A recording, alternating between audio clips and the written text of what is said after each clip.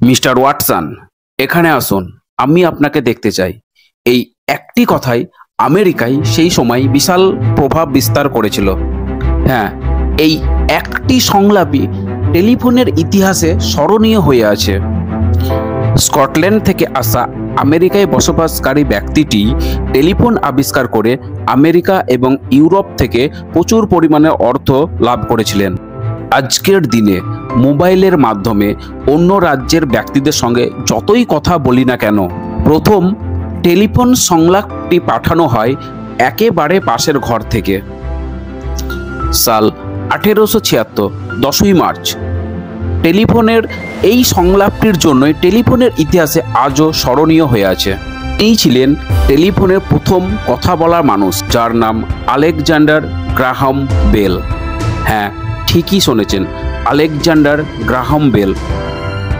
তিনি আমেরিকায় শব্দবিজ্ঞান নিয়ে রিসার্চ করতেন। যারা শ্রবণ শক্তিহীন তাদের কাছে অন্যের মনের কথা কি করে পৌঁছে দেওয়া যায় সেটাই ছিল তার বিষয়বস্তু। গ্রাহাম বেলের মনে হয়েছিল টেলিগ্রাম বার্তাকে আরও সূক্ষ্ম ও সুচারুরূপে পেতে হলে প্রত্যেকটি বার্তার রিডকে যদি বিভিন্নভাবে কম্পিত করা যায়, অর্থাৎ প্রতিটি ক্ষেত্রে আলাদা কম্পন সৃষ্টি করা যায়, তাহলে আরও উন্নত টেলিগ্রাফের সংকেত পাঠানো সম্ভব হতে পারে। আর এই কাজের জন্য সবথেকে বেশি সাহায্য করেছিল ওয়াটসন নামে আরেকজন ব্যক্তি, যিনি বেলের উপযুক্ত সহকারী ছিল। একটি রিডের নোটের মধ্যে বিদ্যুৎ প্রবাহের একের পরিবর্তে অনেক রকম কম্পন সৃষ্টি হচ্ছে। এটাও দেখা গেল মানুষের কণ্ঠস্বর বিভিন্ন কম্পনের মিশ্রণে সৃষ্টি হয়। ব্যাস, ব্যাপারটা গ্রাহাম বেলকে নতুন করে ভাবালো এবং তার মনে হলো কণ্ঠস্বরকে বৈদ্যুতিক প্রক্রিয়ার মাধ্যমে এক স্থান থেকে অন্য স্থানে পাঠানো সম্ভব। 1876 সালে 10ই মার্চ সফলতা এলেও একটি প্রবলেম থেকেই যাচ্ছিল। টেলিফোনের সংলাপ খুব বেশি দূরে থেকে শোনা যেত না, কণ্ঠস্বর খুব পরিষ্কার হতো না।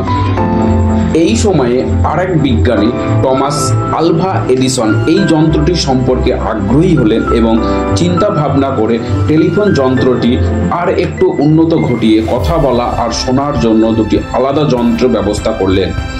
টেলিফোন সংলাপ পাঠানোর দূরত্ব বাড়ল, সেই সঙ্গে বাড়তে লাগলো টেলিফোনের জনপ্রিয়তা। আমেরিকা এবং ইউরোপেই টেলিফোন যন্ত্রের ব্যবহারের জনপ্রিয়তা বেড়ে গেল। এই সমস্যা মেটাতে আমেরিকা যুক্তরাষ্ট্রের সৃষ্টি হলো বিশ্বের প্রথম টেলিফোন এক্সচেঞ্জ, মাত্র 21 জন গ্রাহকের জন্য। সালটা ছিল 1878 সাল। আমেরিকা যুক্তরাষ্ট্রের বেস্টন বন্দর থেকে নিউ ইয়র্কের মধ্যে 110,000 টেলিফোনের খুঁটি এবং সেই আমলে $70,000 খরচ করে টেলিফোনের তার টেনে নিয়ে যেত। 1928 সালে সর্বপ্রথম নিউ ইয়র্কের সঙ্গে লন্ডনের টেলিফোন সংযোগ সম্ভব হলেও সেটা সম্ভবত রেডিও সিগন্যালের সাহায্যে। টেলিফোনের এইসব সীমাবদ্ধতা এবং অসুবিধা থেকে মুক্তি পাওয়া গিয়েছিল 1962 সালে সময় থেকে, স্যাটেলাইটের মাধ্যমে টেলিযোগাযোগ চালু হওয়ার পর থেকেই। তাই শেষ করার আগে সেই মানুষটি আলেকজান্ডার গ্রাহাম বেলকে একবার স্যালুট জানাই। ইতিহাসের এই অজানা তথ্য জানার জন্য আমার চ্যানেলটিকে সাবস্ক্রাইব করে রাখবেন এবং পরবর্তী ভিডিও দেখার জন্য বেল আইকনটিকে প্রেস করে রাখবেন।